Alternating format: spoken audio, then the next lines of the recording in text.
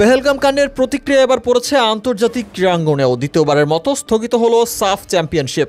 Pakistani অ্যাথলেটদের visa জটিলতাই এই সিদ্ধান্তের পেছনে প্রধান কারণ।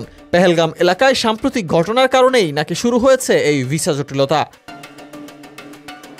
৩ থেকে ৫ মে ভারতের আয়োজনের কথা ছিল দক্ষিণ এশিয়ার এই বড় ক্রীড়া প্রতিযোগিতাটি, কিন্তু হঠাৎ করেই তা স্থগিত করেছে আয়োজক কর্তৃপক্ষ। সূত্র বলছে, ভিসা প্রক্রিয়া বিলম্বিত হওয়ায় আয়োজকদের প্রতিযোগিতা পিছিয়ে দেওয়ার সিদ্ধান্ত নেওয়া হয়েছে। জানা গেছে, পাকিস্তানের প্রেরিত ৪৩ সদস্যের দলে নাকি অলিম্পিক পদকজয়ী জ্যাভলিন থ্রোয়ার আরশাদ নাদিমও ছিলেন। ভারতের অ্যাথলেটিক্স ফেডারেশনের পক্ষ থেকে সচিব সন্দীপ মেহতা এক চিঠিতে জানান, সাফ সিনিয়র অ্যাথলেটিক্স চ্যাম্পিয়নশিপ ২০২৫ আপাতত স্থগিত করা হয়েছে। নতুন তারিখ শীঘ্রই জানানো হবে। এর আগে ২০২৪ সালে অক্টোবরেও এই টুর্নামেন্ট আয়োজনের পরিকল্পনা ছিল, যা শেষ মুহূর্তে বাতিল হয়ে যায়। আয়োজনের নতুন তারিখ এখনও জানানো হয়নি, তবে জুনের ২য় বা ৩য় সপ্তাহে প্রতিযোগিতাটি অনুষ্ঠিত হতে পারে বলে জানিয়েছে আয়োজক সংস্থা।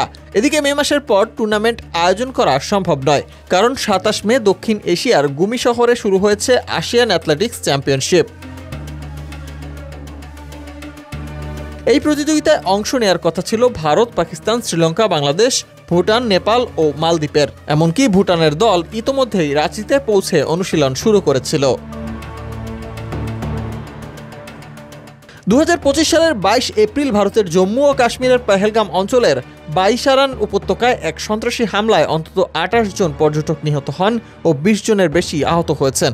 এই হামলার দায় স্বীকার করে দ্য রেজিমেন্ট ফ্রন্ট নামক একটি সন্ত্রাসী গোষ্ঠী, যা পাকিস্তান ভিত্তিক লস্কর-ই-তৈবার সহযোগী। এই ঘটনার পর ভারত ভিসা বন্ধ করে দিয়েছে, যার ফলে আপাতত পাকিস্তানের কোনো নাগরিকই ভারতে যেতে পারবেন না। ফলে ভবিষ্যতেও এই আসর ভারতের মাটিতে হয় কিনা, কিংবা হলেও পাকিস্তানের খেলোয়াড়রা সেখানে খেলতে পারবেন কিনা, তা নিয়ে রয়ে গেছে ধোঁয়াশা।